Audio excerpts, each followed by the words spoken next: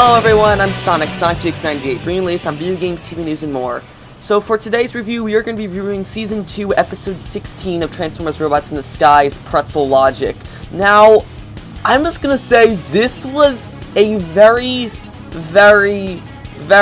weird episode. It was alright. This is definitely a filler episode, but it was just so... you'll see when I get into this review. It is just such a weird episode, but it was alright. Definitely, so far, probably the weakest episode of this fall event, second half of Season 2. But it was bearable. Definitely more than Suspended. But still, it's not quite as good as the last two episodes. So we're gonna go over right now on what this episode did right and what it did wrong. Also, I'd like to add that before starting this review, at the time of this review, currently there is no possible way to obtain actual footage of the episode, so I had to resort to using this footage found that fellow YouTuber Sean TF1967 recorded off of his phone. So if you want to go over and check out his channel, I'll link it to you in the description. So now let's go ahead and jump into the review. So one thing I want to point out before we go into this review is that this episode was actually written by Will Friedle, aka the voice actor for Bumblebee. So this is really interesting, seeing as how for the most of the entirety of this series it's been written by the usual Robots in the Sky search team, but have Will Friedle go ahead and write this episode. And you really see his writing rub off on this, as it is a very like I said, how this episode is really weird, because this episode is nothing like we've seen before in Robots in the Skies, and it's hilarious. Definitely one of the most funniest episodes of the entire series so far. But once, well, I gotta hand it to Will Friedle for making such a funny episode. It's story-wise, it does kind of seem repetitive and such, but overall, it's a decent episode. So the episode starts off with Fix-It checking in on Bumblebee and the rest of his team, who are out looking for Decepticon activity after the events of the last episode, Strong Arm's Big Score. Bumblebee's with Sideswipe on one mission, while Strong Arm's with Drift, and then Grimlock's by himself. So the whole thing is that each team has these radio beacons that they're supposed to signal once they've checked the area completely, and Grimlock only has one, and this kind of angers Grimlock because apparently Bumblebee doesn't trust him enough to do so many solo missions by himself because of apparently some incident that happened that resulted in some equipment at the scrapyard getting broken earlier. So this kind of makes Grimlock a bit mad and frustrated. So, and also during this, Bumblebee mentions that Optimus is still on his way back to Earth, because I forgot to mention this in my last review of Strongest Big Score, that at the end of it, Bumblebee actually contacts Optimus to request help with dealing with the Scavenger Decepticon. So he's currently on his way still. Anyways, back to the main plot. So, in this, Grimlock gets frustrated, and he accidentally gets discovered by this human monk named Brother Gunter, and the most ridiculous thing ever, he is this charming guy who just goes and makes pretzels, hence the episode's name, Pretzel Logic. Now, I remember when I said this back when my first review of the episode titles getting leaked, I thought Pretzel Logic, I thought it was going to either involve literal pretzels, or maybe just Pretzel Logic as in it's gonna be just very complicated and twisted like a pretzel. And it does fit both of them. It's a very weird episode, and it does involve pretzels, so that's this thing. So I'm gonna head and talk about how I do like how this episode is a Grimlock centered episode, in the fact that we are taking a bit away from Strong Arm to focus more on Grimlock. I mean, we've had at least one Grimlock centered episode every season. We had the Champ back in Season 1. Season 2 we had Meltdown, which was a Grimlock and Strong Arm episode, and then we also had Brain Power and Impounded. But this is also in a con I wanted to talk about, in that so far, with just like this episode, a lot of Grimlock focused episodes seem to focus on the fact of just Grimlock overcoming his stupidity, and to me that doesn't seem like that much character, and that's why I like Meltdown so much, because that just focused on him learning to work together with Strong Arm, which I really liked. But same with Impounded, which even though it wasn't such a great episode, it focused on him doing stuff other than just learning to get to calm down and stuff like that. So that's one area I think this episode hurts. So, a little further down the line, we get introduced to another Decepticon and his unaligned minicon. We have new Decepticon Thermidor and his Minicon partner Tricerashot, who is surprisingly another Dinobot. Now, the whole thing here is that he and Thermidor are sent by Clawtrap, who is the leader of the scavenger group, as we saw back in the last episode, to go look for relics, just like Scatterspike and Paralon did in the previous episode. So in this, we learned that actually Thermidor is the scavenger ship is actually Thermidor's ship, but Clawtrap apparently led a revolt against him, and so Thermidor was kind of demoted into that. Now, from looks of it, Thermidor kind of looks like a blue bisque from seasons 1 and 2 of Robots in Disguise. While it does have some differences, and the fact that he turns into like this blue sports car, it does he's different. And then Tricerashot, I think, is a really cool Minicon, because we haven't seen a Minicon Dinobot before, so that's really cool. One thing I want to point out is that Thermidor is voiced by Jim Cummings, who previously voiced Clampdown in seasons 1 and 2 of Robots in Disguise, as well as several other roles, including Dr. Robotnik in the Sonic Saddam series, and most recently, for all you Telltale fans, he's the voice of Hadrian in Minecraft Story Mode.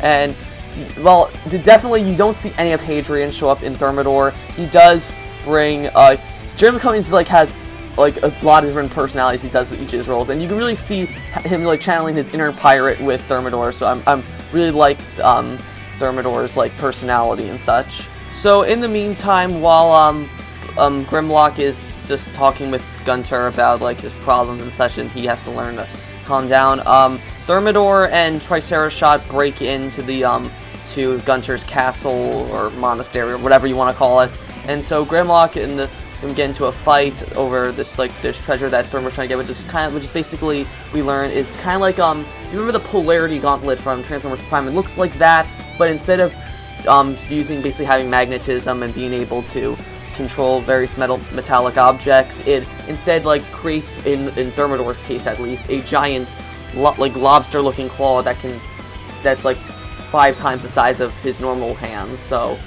Grimlock and they're fighting about it. We see more of the unaligned Minicons. I guess you could call it unwillingness to work with them, as we see when Tricerashot wants to threaten Grimlock with trying to kill Brother Gunter. Tricerashot doesn't approve of that, but then Thermidor doesn't care and forces him to transform. And now we've had each of the Minicons take on a different weapon form. We saw Bloodstrike turn into an axe, Sawtooth turn into a spear in last week's episode, and now we have Tricerashot. He actually turns into an energy pistol, so that's pretty cool. However, Gunter is able, actually, I gotta appreciate that Gunter is able to briefly take down Thermidor and Tricerashot by pushing a big bookcase or something on top of them, which I think is interesting, because we don't really see a lot of humans fighting Decepticons in this series. We saw a bit of it with Denny and Russell battling Soundwave back in season 2, episode 10, Portals, which I really enjoyed, but we haven't seen a lot of that otherwise. So I'm glad we got to see more of that in this episode. So eventually, after the fight gets out of hand, Grimlock decides, instead of making himself battle Thermidor and Tricerashot himself, calls Bumblebee and the rest of the team to go to come help him out. In this case, they do, and they end up getting into what I think is one of the coolest scenes of the entire series, because we never had we've had a couple in the earlier parts of the series, but not really. This, I think, is the first time we've actually seen an actual good vehicle-based fight scene in Robots in Disguise, in which we have this awesome car chase between in which we have Drift, Strong Arm, Sideswipe, and Bumblebee chasing after Thermidor and Tricerashot, and we get to see. I gotta appreciate Thermidor's how well Thermidor is. We see Thermidor is actually really good with driving wise, and that he's able to actually outmaneuver all 4 of them and almost escape them. He would have escaped had not been for Grimlock, who slowly took his time to scale the mountain and flank Thermidor. However, Bumblebee does catch up to Thermidor, and the 2 of them get into a fight along with Tricerashot. And however, when Bumblebee's about to get out the upper hand, Tricerashot does the usual Minicon thing and turns himself into a weapon in Bumblebee's hand to make him knock himself out by taking over his body. And Tricerashot then threatens to knock down the ski lift, and kill all the humans on it if Bumblebee doesn't give them the relic. So at this point, Bumblebee's about to agree, but then Grimlock comes out of the forest and starts wailing on Thermidor, and with the help of with Bumblebee incapacitated, Grimlock actually manages to beat up Thermidor, but not without Triceratops trying to take over Grimlock. However, he fails, which neither him or Grimlock can understand why he's not able to take over Grimlock. So Triceratops, who is unable to help Grimlock, is just standing by as Thermidor and Grimlock are battling. Thermidor gets the upper hand and knocks Grimlock away. He's about to beat him, but then seeing how nice Grimlock is, Triceratops tries his best to stop Thermidor, which gives Grimlock just enough time to beat Thermidor and knock him and Triceratops out. But and then Bumblebee gets back up along with the rest of the Autobots. But before they can capture Thermidor and Triceratops, Clawtrack opens a ground bridge and pulls the two Decepticons through it, and they escape. And now there's one thing I really want to point out that happens during this fight. While Grimlock was fighting Triceratops, we actually see for a couple seconds a unknown blue Decepticon spying on Grimlock and Thermidor, in which he seems contacting his boss on what he's seeing. So I'm just going to go ahead and play that clip right now for you guys to see. I found one. Don't let it out of your sight. With any luck, it will lead us to the others. Yes, you heard that right. That Decepticon was talking to what most likely is none other than Starscream, and I gotta say, even though this is just a little tease, it is great to hear Steve Blum voice Starscream once again after he was last voiced him in Transformers Prime, and I can't wait to see when he'll finally show up later on in this season. Now we're gonna get on to the cons of this episode, which is specifically Grimlock's interactions with Brother Gunter. Now, from a comedy point, this is probably the most hilarious Robots in Disguise has gotten. I mean, you have Will Friedle dedicates basically like a good 5 to 10 minutes of this episode with Grimlock learning how to make pretzels, and it sounds just as funny as you would imagine it. We have this hilarious montage of Grimlock trying to make pretzels, and Brother Gunter explaining to Grimlock like how he needs to learn patience and to not take things go head first into things. And we even have Bumblebee even gets in on this more towards the end of the episode, in which we have when Bumblebee first and the rest of the Autobots first come to help out Grimlock battle Thermidor and Triceratops. We have this gem right here. Robots in disguise, Grimlock. Robots in disguise. Do not be frustrated with Grimlock. I've tell no one that I've seen you. Brother Gunter's cool, B. We can trust him. How can you be so sure? Yeah. Okay. And as hilarious as that, we even get more of it when Bumblebee at the end, very end of the episode, in which after Grimlock everyone successfully gets the relic from Thermidor and Triceratops, we get this short little scene of Bumblebee now trying to make the pretzels, and Grimlock successfully doing it, and basically Bumblebee going through the same stuff that Grimlock had to do. And while it is funny, it's just basically a stupid humor. I mean, well, I certainly enjoyed it.